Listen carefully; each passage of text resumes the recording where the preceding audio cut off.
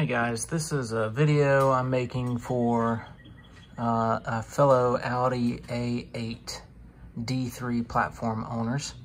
I had some headlight warning lights coming on. I could never solve or get out.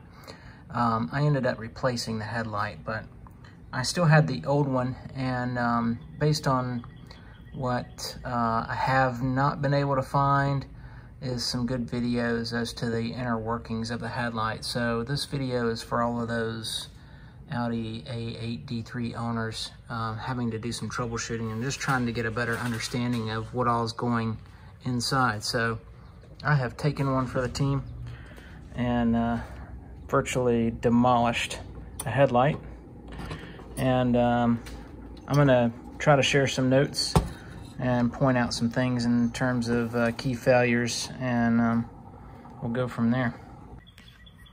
The first thing I want to point out is, I know we all have suffered from the wire insulation, but you know, and you can see where I did some electrical tape to try to fix wire insulation, but that's the good news. The bad news is mine had some really bad wire insulation in the wires that you couldn't get to. And I'm pretty sure this, that's part of the issue that we're all probably seeing, is just the insulation just rots and wears out. I don't know who had the car before me, but obviously it wasn't well taken care of. It wasn't garaged. And so weather got to it, sitting out baking in the sun, melting, insulation, other weather conditions. So aside from taking the back off, taking the lens off, you have to be very adept at trying to get the wiring harnesses all the way out and inspecting every single millimeter of insulation.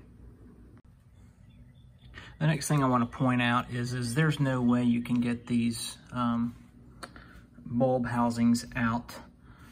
You have to get the front lens off, and I'll go ahead and confess, I attempted to do the hot glue heat gun trick. I just gave up, knowing that this was a one-way project, not going back in my car, and I'm not going to sell it on eBay and scam somebody else like some other folks have done out there. The only way to get these housings out is you got to get the lens off. Assuming you're successful getting the front lens cap off, then you can hit the screws in the top corners and get the plates out. These things here, and these are the decorative parts. Once you pop those out, then you'll see where the screws are in terms of the bulb housings.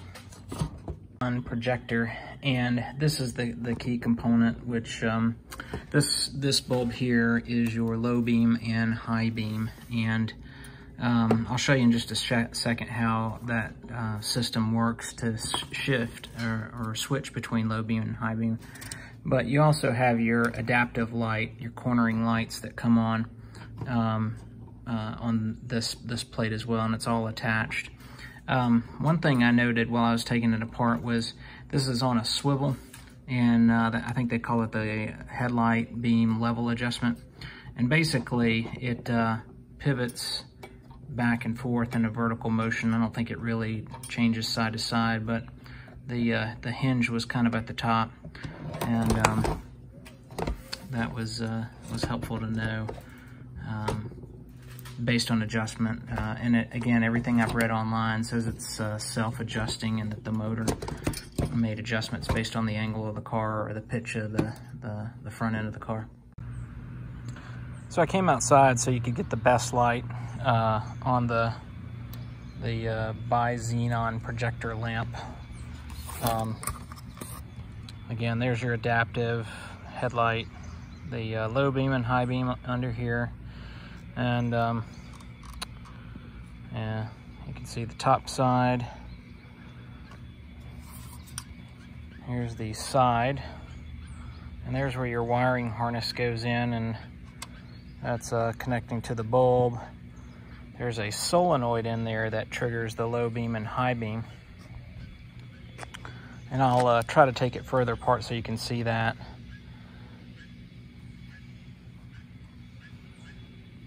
There's the back side. And you can kind of see the shutters in there. When I take the front plate off, I'll show you where the shutters are. This is the inside of the light. Again, the top side. And from underneath. This is the wiring harness again. And this is the back side of where the adaptive bulb goes. All right, so next I'm going to try to take this front frame off and we'll take a look at it from there. All right, I'm back inside. To take this apart, you just kind of pop this off, and then there's a frame that further holds on, that connects the projector to the housing.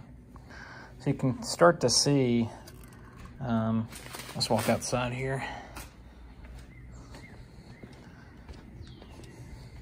You can start to see inside the projector. And literally, it really is kind of like a projector concept. This bulb here is nothing but a magnification, if you will. You can see it's, I don't know if that's, I think that's convex. There's the underside. And there's the shutter that does the low beam and the high beam. Let's see if I can get a screwdriver to show you how that moves. So I got the entire wire harness out. And this thick cable is probably the only one that was, you know, gonna stand the test of time. But then again, the wires get real thin here. It's not to say that if I strip all that insulation off, yeah, you can see there's a potential for a short. And that goes to the xenon ballast. But yeah, this is the main connector where your headlight plugs into the wiring harness. And look at all those cracks on the insulation. Anything touches metal, there you go. There's your cause for your bulb shorting out, not lasting as long. Insulation is just falling off like stale crackers. Again, you can see here where I did my own poor attempt at trying to add electrical tape. And this is before I knew how to get the headlights out. And but anyway, it's the wiring that you see, but then it's the wiring that you can't see. So imagine if I strip this off, you'd probably see a whole lot more cracking insulation. And again, feeding off right behind the connector as well, or rotting insulation off right behind the connectors. So yeah, if you're going to attempt to repair it yourself, be prepared to spend a lot of time. Be patient, and good luck. Don't be disappointed if you go through all of that and you still got some other issue. So yeah, for what it's worth, wiring harness, maybe you could just replace, you know, take everything apart, get a new wiring harness. That might be a better game plan. All right, I'm back out here on a little soft t-shirt on the back of the car. Don't want to scratch up the paint. Right in there you can kind of see the shutter, and as I kind of move the screwdriver in there, you can kind of see how that goes down. That's your shutter. And basically it's kind of always closed, or half closed, and then when the high beam triggers, you can see it opens up there. Basically brings it down a few millimeters, centimeters. I don't know what size that is. So that's how that works, and it's actually controlled by this little solenoid here. You can see the little lever there. That's connected to the shutter. Right there. Yeah, and actually, that's the little bad boy that the VCDS told me shorted out. So imagine how much fun that is, finding out that that little part there is what went bad. Yeah, so anyway, technically it's possible to take it all apart, do some repairs. I had more fun pulling the headlight out and